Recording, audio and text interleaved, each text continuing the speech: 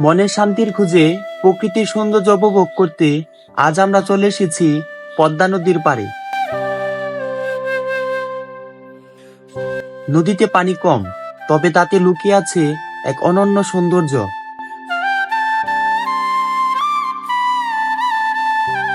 অল্প পানিতে সারি সারি সাজানো ছোট ছোট নৌকা, মনে হয় যেন প্রকৃতি নিজের হাতে এঁকে দিয়েছে এক অপূর্ব ছবি।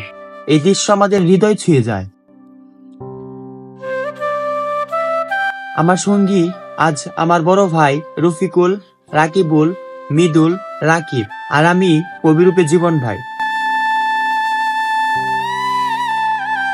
আমরা মুগ্ধ হয়ে ঘুরে বেড়াচ্ছি এই মনোমুগ্ধ পরিবেশে। আকাশে উঠছে আমাদের ড্রোন।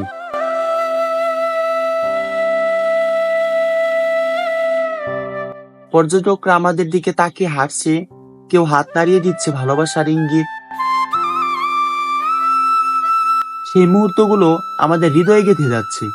আর দূরে মাথা উঁচু করে দাঁড়িয়ে আছে আমাদের স্বপ্ন, আমাদের অহংকার, পদ্মা সেতু। একে দেখে গর্বে বুকটা ভরে উঠল। দেশে এই মাইল ফলক যেন আমাদের স্বপ্নের প্রতীক।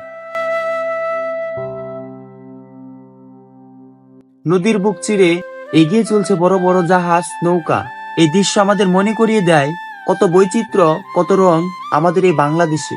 আজকের এই সফর শুধু একটি ভ্রমণ নয়, এটি একটি অনুভব, একটি ভালোবাসা যা উৎসর্গ করেছে আমার প্রিয় মাতৃভূমিকে।